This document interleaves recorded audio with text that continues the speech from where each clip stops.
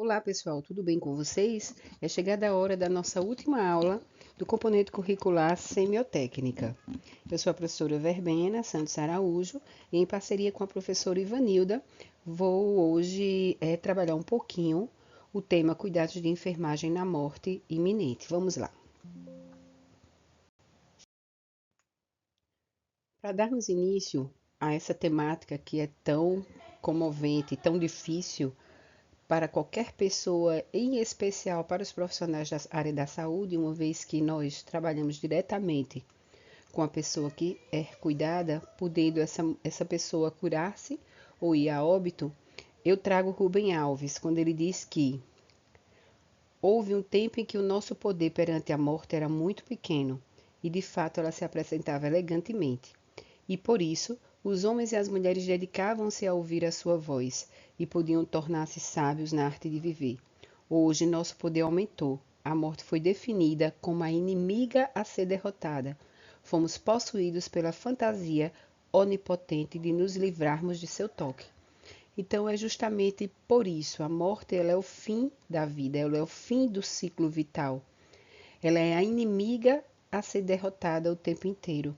E dentro dessa batalha, nessa questão de morte e cura, nós somos pessoas indispensáveis, porque nós estamos nesse processo de cuidado, tanto perante a morte quanto perante a vida. Mesmo depois da morte, nós continuamos com a nossa responsabilidade de cuidar do corpo dessa pessoa para ser entregue à família. Então, esse tema de hoje, ele vai nos levar a uma reflexão muito profunda. Espero que vocês também tenham visto, assistido o filme que foi colocado, né, no SIGA e que está no YouTube, no meu canal. Lá vocês vão conseguir conhecer um pouco da fisiologia da morte de um paciente oncológico, tá certo? E que vocês poderão se aproximar um pouco mais dessa finitude de uma forma biológica, não, biologicamente falando, tá bom? Então, quem não assistiu ainda, vai lá no SIGA, acessa o YouTube e assiste com bastante cautela, cuidado e atenção. Sabendo então que a nossa profissão ela é responsável, né, por esse cuidado até o fim do ciclo vital e do pós-morte, nós temos alguns aspectos legais que vão subsidiar o nosso trabalho. A gente tem a resolução do COFEM, a número 564, de 6 de novembro de 2017, que vai aprovar o Código de Ética dos Profissionais de Enfermagem. E lá dentro, a gente tem alguns deveres e proibições relacionados a esse momento, né, crucial. Como deveres, a gente traz aqui o artigo 43 e o artigo 48, onde no artigo 43, essa resolução diz que nós devemos respeitar o pudor, a privacidade e a intimidade da pessoa em todo o seu ciclo vital e nas situações de morte e pós-morte. Então, não é porque o corpo faleceu que nós não vamos guardar este indivíduo relacionado à questão do pudor, privacidade e intimidade da pessoa. Nós devemos respeitar o corpo até o fim, até a sua pós-morte. Então, todos os procedimentos necessários após a morte ou durante o processo de morte ou no cuidado em qualquer um período do ciclo vital, é necessário que a gente tenha esse respeito. E o artigo 48, que diz que é necessário que nós prestemos assistência de enfermagem, promovendo a qualidade de vida à pessoa e à família, no processo de nascer, viver, morrer e luto. Não é só trabalhar com o indivíduo que já faleceu, mas sim com ele, respeitando em toda a sua multidimensionalidade, bem como os seus familiares e acompanhantes, durante todo o processo de cuidado, durante o processo de morte, do processo de pós-morte, bem como no processo de luto. Então, é imprescindível respeitar os familiares nesse momento de dor, de comoção, né, e de perda. Proibições. Aí a gente destaca aqui o artigo 74, e o artigo 77. O artigo 74 diz que é proibido promover ou participar de prática destinada a antecipar a morte da pessoa. Existem algumas práticas em outros países, como a eutanásia, por exemplo, que são, que são legalmente, né, são legalmente praticadas. Mas aqui no nosso país, nós não temos nenhuma lei, certo? Ou nenhuma resolução, nada relacionado a essa questão. Então, nós não podemos, não devemos, é proibido participar de algum ato que seja destinado a matar ou a antecipar a morte de qualquer pessoa. E o artigo 77, somos proibidos de executar procedimentos ou participar da assistência à saúde sem o consentimento formal da pessoa ou de seu representante ou responsável legal, exceto em casos de risco iminente de morte. Então, independente disso, né, se não for por risco iminente de morte, nós precisamos ter a autorização do paciente ou dos seus familiares para prestar um cuidado. Porém, naqueles casos em que é vida ou morte, a gente pode, a gente deve, nós não somos proibidos de executar ou participar de assistência à saúde, ok? Então, que fique claro bem isso para vocês, para que a gente saiba que na enfermagem nós temos respaldo legal, nós temos artigos, resoluções que nos orientam quanto ao rumo tomar frente a essas situações extremas de risco de morte, tá ok?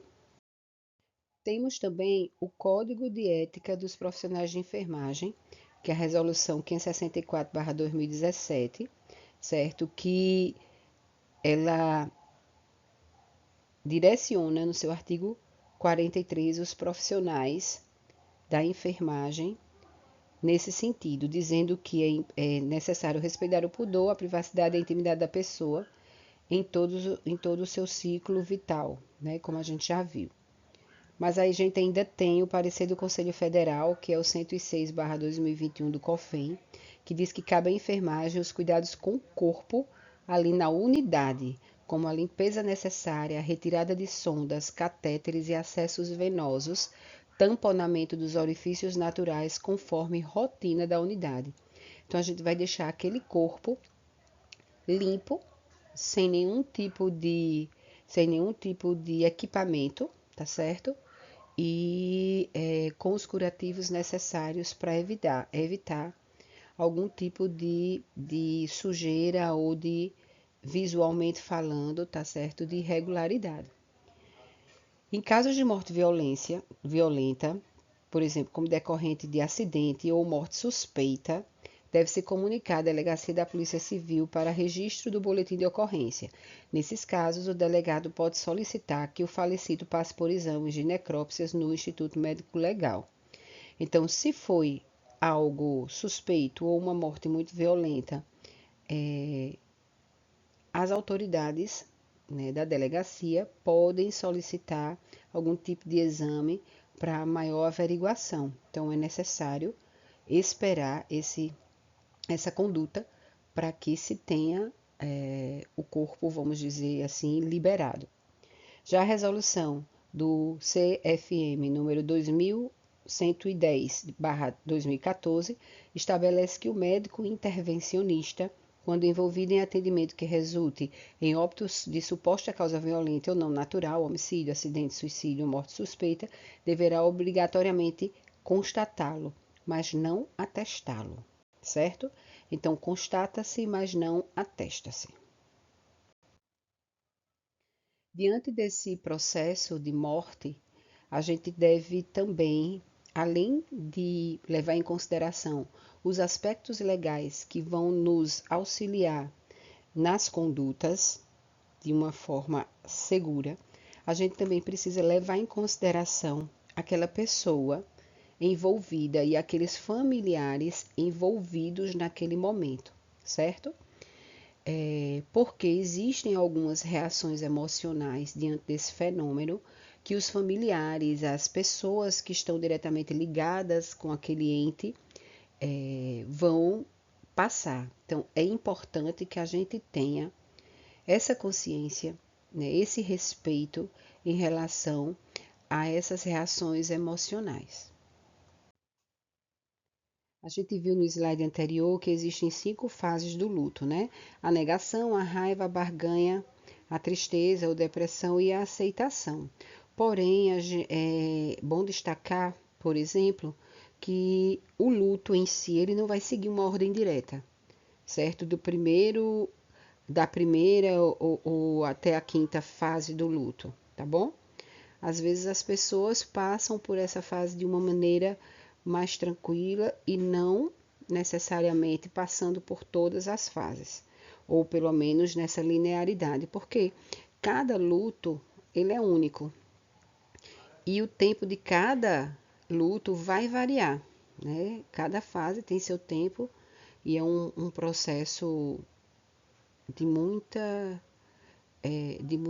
dor e sofrimento. Então, cada pessoa passa por este momento de forma diferente e sempre haverá necessidade de uma ajuda profissional, porque se a dor ela for paralisante, né, e o processo de luto for muito difícil, é necessária a busca por profissionais mais capacitados para dar esse suporte que nós, enfermeiros, técnicos de enfermagem, não temos como. Então, a ajuda psicológica, a ajuda psiquiátrica, elas são recomendadas. Então, a primeira etapa em uma linearidade mais comum, porém não única, é a negação. É aquele choque inicial. É a reação do paciente à não aceitação da morte, ou a aceitação do familiar, a não aceitação do familiar em relação à morte do seu ente querido. E em qualquer um desses casos, o mecanismo de defesa da negação está posto diante algo, a um fato extremamente doloroso. Então é uma reação realmente de defesa, onde a pessoa ela tem dificuldade em aceitar a realidade da sua condição de saúde ou a realidade da perda do ente querido. Alguns clientes eles mantêm esta negativa quando eles são pacientes até o ponto da morte iminente. E aí eles continuam a falar com otimismo sobre os planos que farão, né, no futuro, que realizarão quando melhorarem.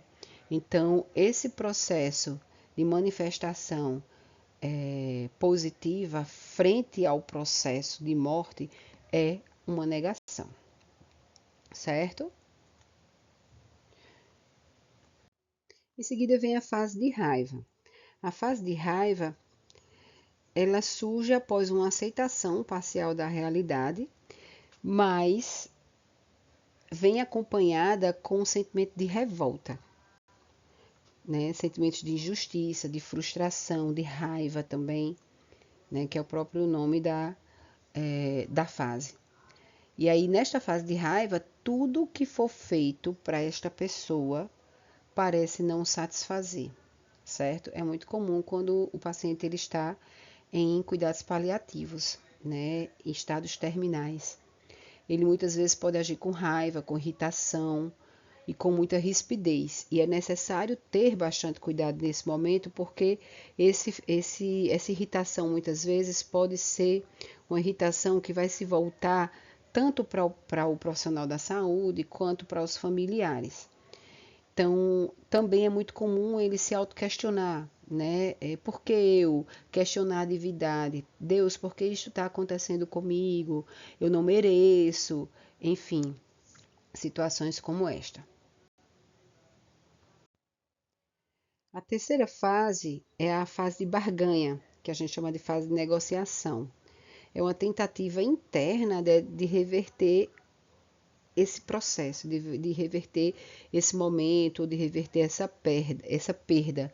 Então, é uma reação que o cliente ele manifesta de uma forma agonizante, onde ele tenta fazer um trato. Normalmente é um apelo muito grande à divindade, Por exemplo, como ele projeta muitas vezes para o futuro, ele faz alguns acordos, ele tenta fazer alguns acordos. Então, se eu puder viver até o casamento do meu filho, eu estarei preparado para morrer. Então, me deixe morrer depois que acontecer esse fenômeno.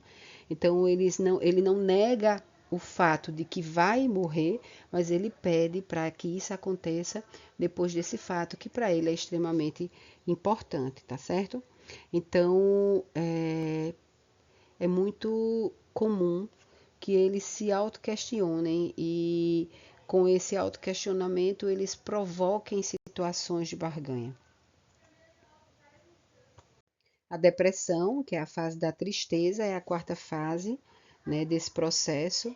É uma fase de contato intenso com a realidade, né? É quando o cliente ele começa a ter um comportamento extremamente triste, né? Porque ele sabe e imagina o quanto está perto, quanto há proximidade desse momento. E aí ele passa a ter comportamentos depressivos, como crise de choro intensa, tristeza ao extremo, angústia, mas muita ansiedade, né, por fazer parte desse estágio. Muitas vezes ele pode até se isolar e aumentar os sintomas físicos, né? É um momento realmente em que se sente essa dor profunda.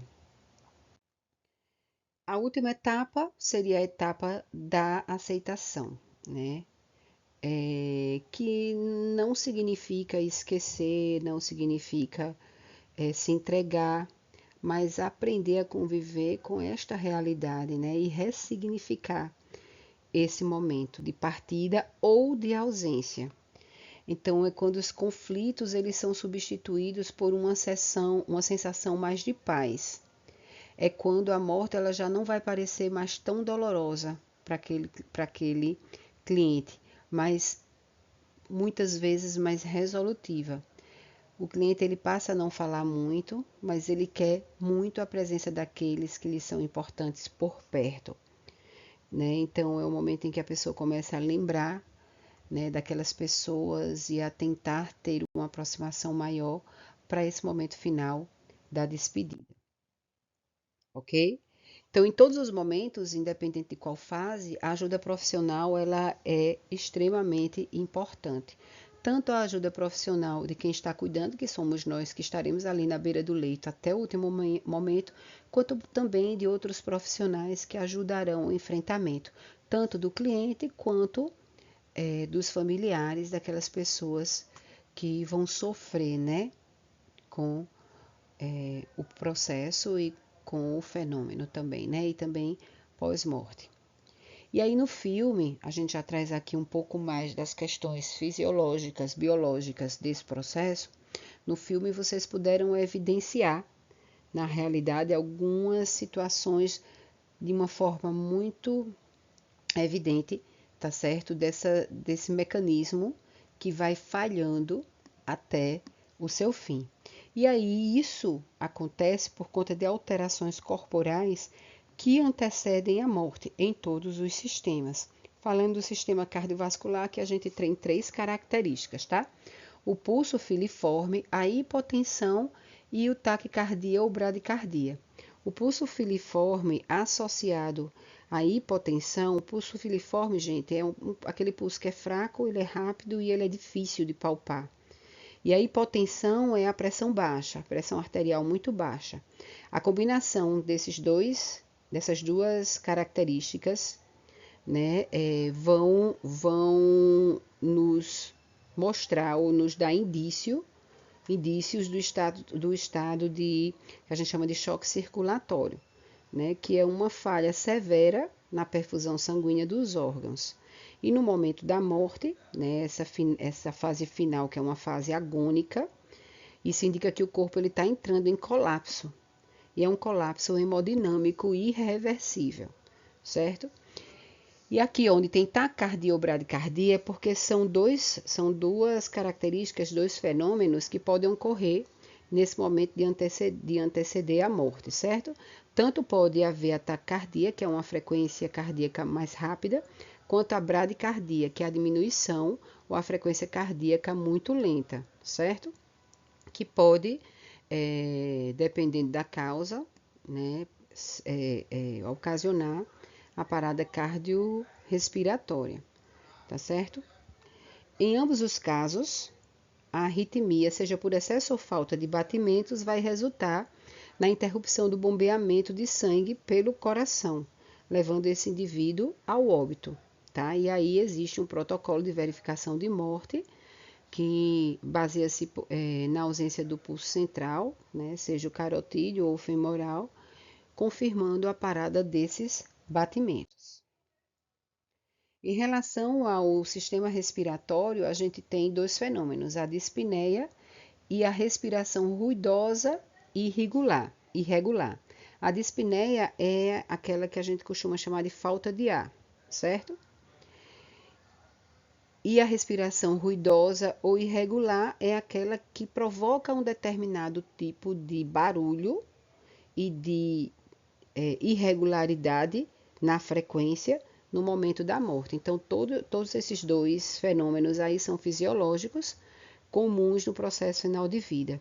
E muitas vezes eles são referidos em cuidados paliativos, né, em medicina forense, para justificativa.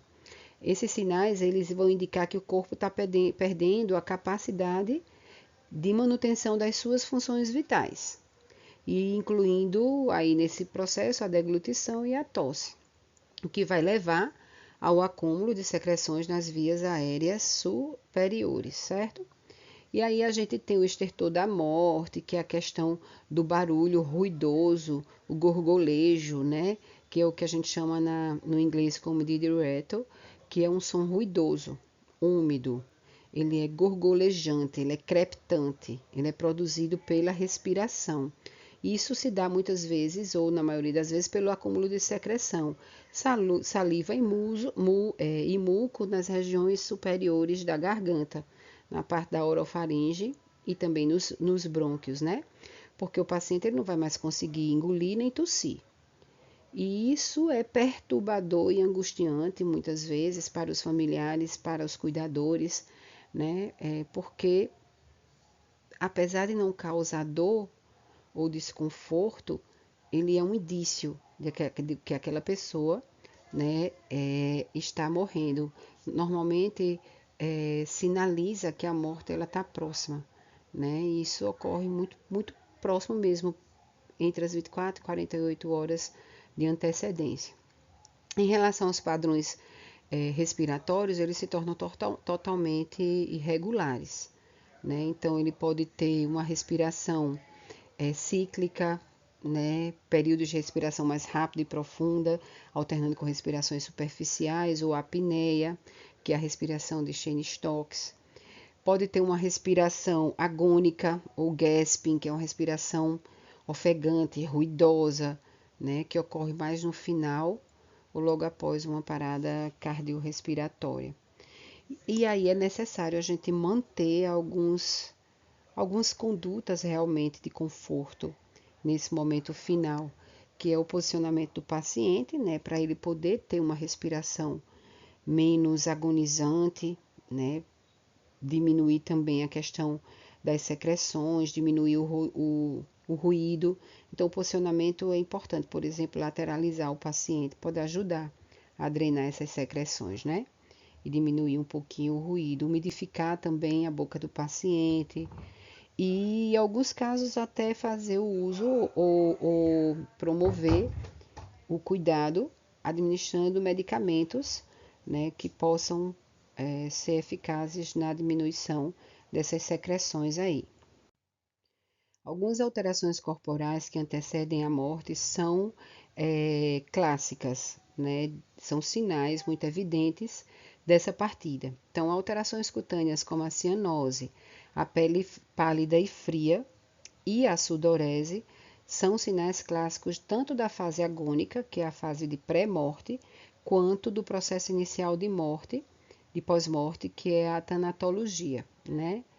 Que vai caracterizar o que a gente chama de falência circulatória, que é justamente a interrupção da oxigenação dos tecidos, né? A pele pálida e fria, que é o palo mortis e o algo mortis, vão ser observados minutos após a morte, porque o sangue para de circular e se afasta dos capilares, né? E o corpo começa a perder calor. E devido à interrupção, né, justamente da produção de calor metabólico, as extremidades terminam ficando muito frias, tá? É o primeiro lugar, o primeiro local que já fica mais frio. A cianose já é a coloração mais azulada, puxada para roxo, que vai resultar justamente da falta do oxigênio no sangue. O sangue fica desoxigenado, certo? E ocorre a parada desse sangue, o êxtase sanguíneo. E aí fica mais comum nas extremidades, como mãos, pés, lábios, unhas, porque a perfusão periférica fica diminuída, né? Até finalizar, tá? A sudorese, ela vai fazer com que a pele fique fria e viscosa, certo? E é uma fase de reação do sistema nervoso autônomo ao estresse da falência orgânica. E aí essa textura viscosa da pele, ela é bem evidente. No contexto temporal, né, logo após a morte, na tanatologia, minutos ou horas, a gente já verifica, certo? E antes a gente já verifica a questão desse suor, essa sudorese, essa pele fria, essa cianose periférica bem evidente. 1 a 3 horas após a morte, aí já tem uma palidez mais geral, que a gente chama de palomortes. De 3 a 4 horas, a gente já tem o início de uma fixação de livores, ou seja, manchas roxas podem aparecer pela gravidade e se diferenciam muito da cianose, que é inicial, tá? Que se torna mais roxa e escura. E aí esses sinais, eles são cruciais para que a gente da enfermagem, a gente possa ter cuidados, né? Manter cuidados paliativos para reconhecer esses sinais, né, específicos que antecedem a morte em relação às alterações cutâneas. Em relação ao sistema nervoso, verifica-se antes, né, em momentos que antecedem a morte, uma diminuição e uma subsequente abolição total dos reflexos. Essa diminuição de reflexo é um pilar fundamental para o diagnóstico da morte encefálica e representa o fim, o início do fim irreversível de todas as atividades cerebrais. Então, os pontos principais sobre a diminuição dos reflexos da morte fazem com que se tenha um diagnóstico, né, específico de morte encefálica. E aí existe todo um protocolo para diagnosticar essa morte encefálica e quando diagnosticada, essa morte encefálica ela caracteriza a cessação final, o fim total, né, e irreversível de todas as funções que o cérebro executa. E isso inclui a perda de todos os reflexos cerebrais. E essa ausência de reflexos, exceto os reflexos espinhais, né, que são espasmódicos, que a gente tem como os espasmos cadavéricos, são a prova clínica da morte do paciente. Alterações corporais no músculo, na musculatura esquelética, também são características nesse momento, como o relaxamento muscular, incapacidade de deglutação e o relaxamento esfincteriano. Então, todas as alterações musculoesqueléticas que ocorrem no momento da morte, ou então logo após o óbito, são processos fisiológicos e que a gente chama de tanatológicos, né, que é a ciência que estuda a morte, são bem definidos. E eles se caracterizam por uma transição, vamos dizer assim, da flacidez para a rigidez e, por fim, para a decomposição. Então, se a gente pensa na questão do relaxamento muscular e a gente fala sobre isso como flacidez primária, Acontece porque imediatamente após a morte ocorre uma morte somática, né? Se perde as funções vitais. Isso resulta num relaxamento total da musculatura, porque ele passa a não contrair e só relaxa. E é conhecido como justamente essa flacidez primária. Os músculos eles vão perder a sua tonicidade, né? Perder o tônus, e aí isso pode causar a queda do maxilar inferior, por isso que a gente precisa de realizar um procedimento para que o maxilar permaneça no lugar, o relaxamento das pálpebras, e aí é por isso que a gente fecha essas pálpebras, achatamento dos músculos em contato com a superfície, né? No caso, os músculos do glúteo e das escápulas, se o corpo estiver em posição supina. Outra característica é a incapacidade de deglutição, porque com a parada das funções nervosas e musculares é impossível deglutir, né? E isso se soma ao relaxamento também de órgãos como a faringe, onde pode, como a gente já falou, acumular secreções e provocar aqueles ruídos que são os estertores da morte, né? Pouco antes do falecimento. Além disso, tem um relaxamento esfincteriano, né? Onde todos os esfíncteres eles passam a perder também o seu tônus muscular, começam a passar pela flacidez primária. Isso vai resultar no esvaziamento, por exemplo, da bexiga e do reto. Então, muitas vezes as pessoas dizem assim: a dor da morte foi tão grande que o paciente ele se urinou e defecou todinho. E na realidade, isso é um resultado, né, do relaxamento esfincteriano, que vai causar o que a gente chama de incontinência urinária e incontinência fecal, certo? Então, todas essas questões acontecem, tá certo? Em algumas horas após a morte, tá? A flacidez primária, por exemplo, ela começa a acontecer imediatamente após a morte. Já a rigidez cadavérica, que é o rigor mortis, ela acontece após 2 horas, né? Mais ou menos até umas 6 horas, porque falta energia, falta ácido, o ATP, que faz com que as células se alimentem e os músculos eles permaneçam na sua contração e dilatação e eles endurecem, né? E a flacidez secundária, né, que é aquela flacidez que já vai levar a deteriorização, decomposição, né, putrefação dos tecidos, pela quebra principalmente das proteínas musculares, acontece aproximadamente 36 horas depois da morte. Então, são fenômenos que são produzidos antecedendo e também após o fenômeno da morte. Então, falando nessas questões, né, de alterações e detectada a morte do paciente, é necessário que nós continuemos com o cuidado, né? Vocês viram que é nossa obrigação, né, perante a questão do cuidado integral, termos cuidados específicos com o corpo após a morte. Então, para mantê-lo íntegro e livre de corpos estranhos, a gente precisa higienizar bem esse paciente, identificá-lo, a fim de padronizar condutas relacionadas aos cuidados com o corpo após a morte e melhorar a segurança do profissional, minimizando erros no preparo do corpo após a morte e também em relação à questão da proteção do paciente contra qualquer tipo de contaminação, certo?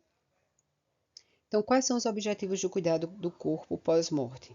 Cuidar do corpo, deixando ele limpo e identificado, evitar a eliminação de flatos, secreções, sangue e mau odor, por isso que há necessidade de fazer o tamponamento. Vale salientar que em alguns hospitais já não se faz mais o tamponamento. Esse tamponamento é feito nas empresas especializadas, né, que levam esses corpos para serem preparados, mas também há locais em que a gente precisa preparar. Então é importante que a gente saiba que esse tamponamento ele é importante. mesmo que não seja obrigatório, seja rotina do hospital. Mas se houver algum orifício que esteja secretando, que esteja produzindo flatos, é necessário que a gente faça o tamponamento sim. Outro objetivo é posicionar o corpo para que ele não fique rígido, em posição que fira a dignidade do paciente. Então, preservando a aparência natural do corpo. Então, quanto mais rápido agir no posicionamento mais adequado desse paciente, né, menos esse paciente ele vai ser mexido em outros momentos em que haja, por exemplo, o rigor mortis, né, que seria a rigidez completa, ok? Então, evitar que esse paciente fique em uma posição que não seja anatural, certo? A posição supina. Observações importantes. Após a morte, pode ocorrer esfriamento do corpo, como a gente já viu, manchas generalizadas de coloração arroxeada, relaxamento dos esfíncteres e rigidez cadavérica, que a gente já viu também. Então, quando o paciente fizer uso de prótese dentária, deve-se colocá-la imediatamente após a morte, porque senão vai haver vai haver uma rigidez e a gente não vai ter como mais colocar essa prótese, né, desse paciente. E a falta da prótese vai modificar muito a questão da fisionomia desse paciente na hora do último adeus, do velório, enfim. Manter as pálpebras fechadas, fazendo a compressão ou utilizando fita adesiva, tá? Até que ela permaneça no lugar adequado. Deve-se respeitar as crenças dos familiares ao preparar o corpo. Existem algumas religiões que elas têm algumas situações em que essas crenças dos familiares ou religiões impedem algum tipo de procedimento ou algum tipo de cuidado, então é importante saber disso. Desprezar os materiais descartáveis utilizados no cuidado com o corpo no expurgo, em recipiente de descarte específico para o tipo de resíduo.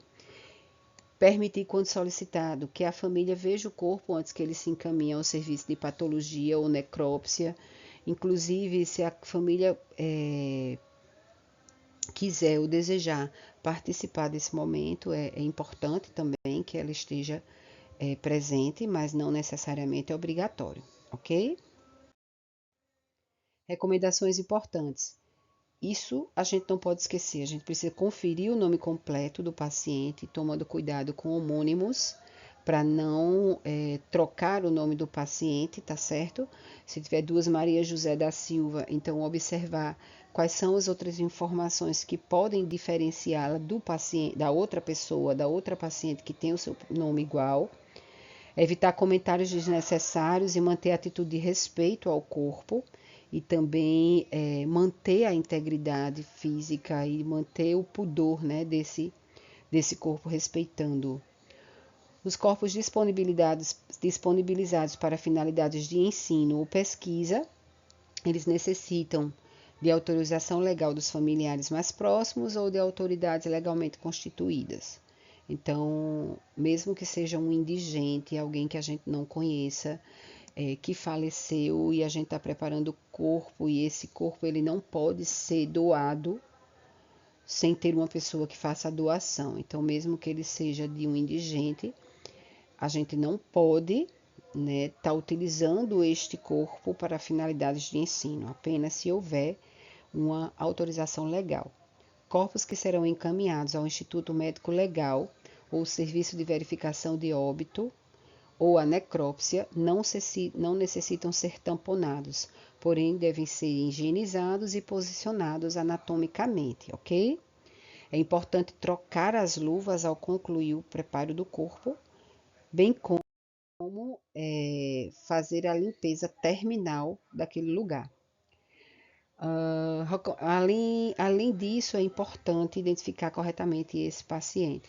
Então, é importante colocar uma etiqueta de identificação com informações legíveis e fidedigna, constando nome completo do corpo, data e hora do óbito, número do prontuário ou identificação hospitalar, nome da instituição e nome do profissional que realizou o preparo, tá?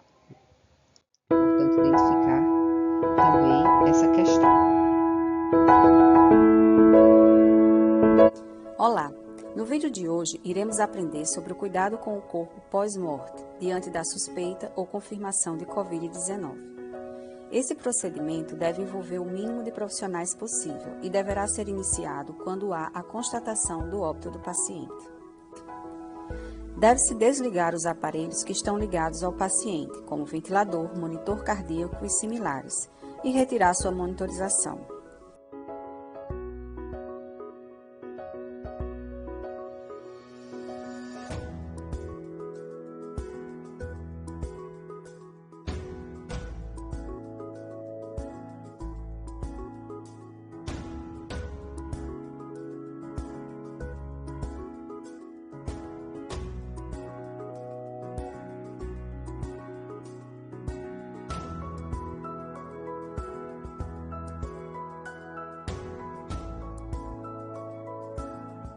Em seguida, selecionar e preparar o material a ser utilizado: algodão seco, gaze, atadura de crepom, 2 sacos impermeáveis para a guarda do corpo, compressa, caixa de pérfuro cortante, depósito de lixo para material contaminado, tesoura, lâmina de bisturi, esparadrapo, pinça longa, seringa e álcool a 70%. Caso seja necessário, também pode-se acrescentar uma bacia de água e sabonete líquido.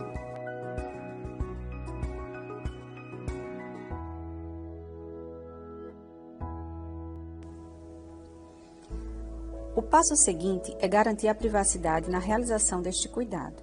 Caso isso ainda não tenha sido feito até esse momento, deve-se procurar isolar o ambiente com a colocação de biombos ou cortinas, no caso de UTIs.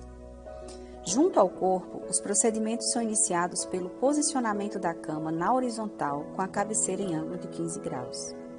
Em seguida, soltam-se os lençóis da cama e retiram-se travesseiros ou colchins, caso os tenham.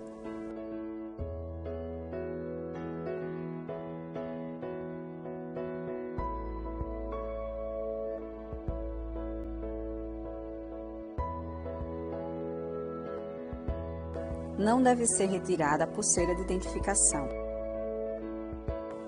A seguir, deve-se fechar os olhos do paciente pressionando as pálpebras. Caso não seja possível, deve fixá-las com tiras de esparadrapo.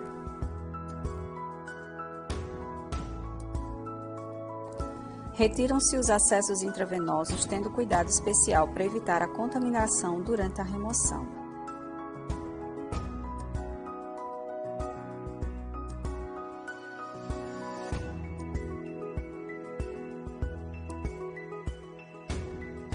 Em seguida, deve-se descartar imediatamente dentro das caixas de resíduos perfuro-cortantes.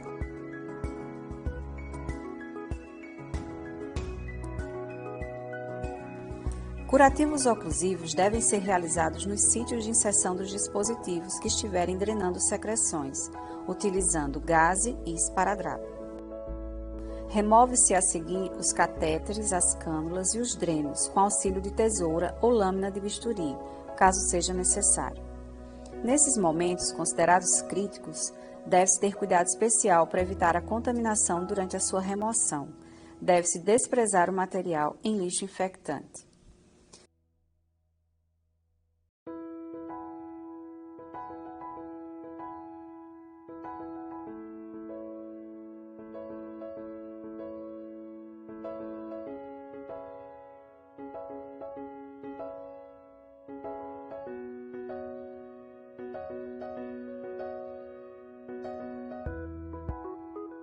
Proceder à limpeza nasal e orofaringe com compressa e álcool a 70%.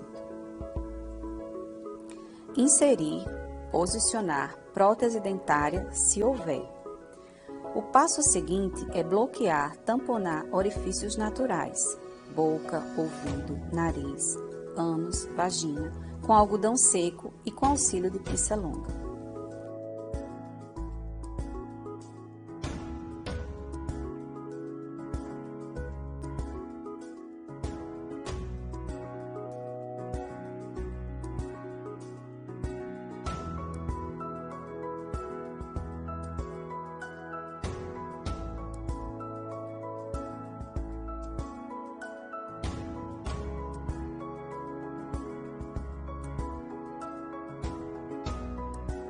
Realize a higiene do corpo com compressa úmida, com água e sabonete líquido. Caso haja sujidade no corpo, enxugue-o em seguida.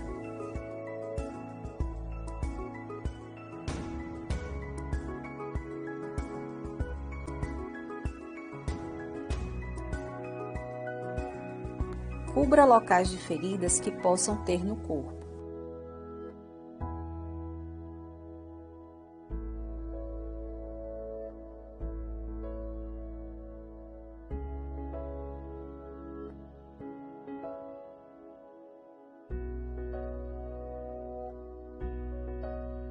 Reposicione a mandíbula, fechando a boca do paciente com a ajuda da atadura de crepom ou esparadrapo, fixando-a no alto da cabeça.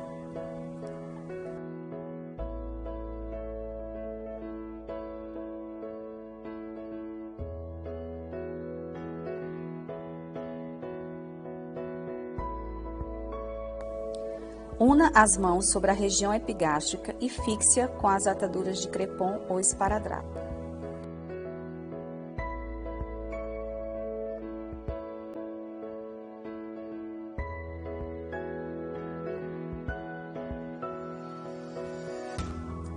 Reposicione os pés em posição anatômica, fixando com a atadura de crepom ou esparadrapo.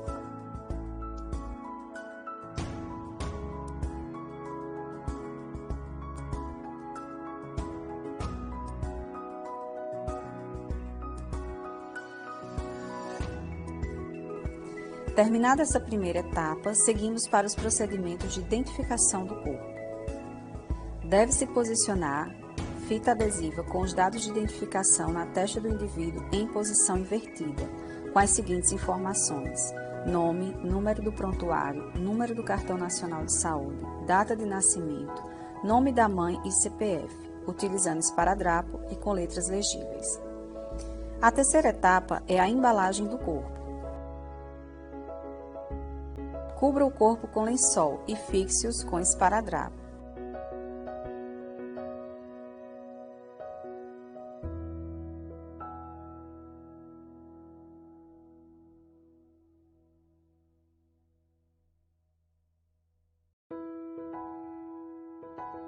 Em seguida, coloque o corpo em saco impermeável próprio.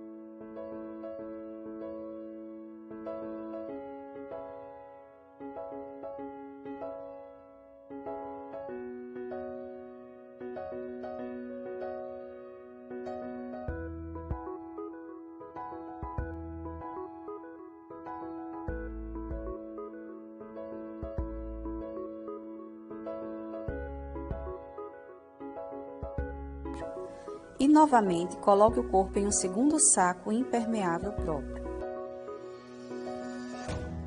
Realize a desinfecção externa do segundo saco com uma compressa e álcool a 70% ou solução clorada de 0,5 a 1% ou outro saneante regularizado pela Anvisa, compatível com o material do saco. Por fim, coloque a segunda identificação do indivíduo. Fixe-a na parte externa do segundo saco, na altura do tórax e informe Covid-19, agente biológico classe de risco 3. Nesse momento, o corpo está pronto para ser transportado ao necrotério. Os profissionais devem então realizar a desparamentação, respeitando suas etapas e com cuidado, e ao final realizar a lavagem das mãos. Proceder às anotações no prontuário do paciente, com todas as informações referentes ao óbito, tais como hora da sua ocorrência, médico que atestou o óbito, quem realizou o cuidado com o corpo pós-morte e descrever dados acerca de sinais externos e marcas de nascença, tatuagens, órteses, próteses que possam identificar o paciente. Algumas informações importantes. Após esse procedimento, deve-se calçar luvas de procedimento e encaminhar os materiais adequadamente ao expurgo. Reunir os pertences pessoais do paciente para descarte no lixo infectante. Solicitar a remoção do corpo para o necrotério, mantendo as cortinas do leito fechadas ou os biombos no local. Após a retirada do corpo, solicitar a desinfecção terminal do leito.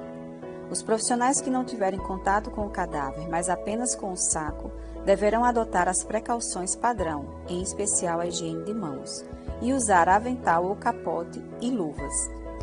Caso haja risco de respingos dos fluidos ou secreções corporais, devem usar também máscara cirúrgica e óculos de proteção ou protetor facial, o Face Shield.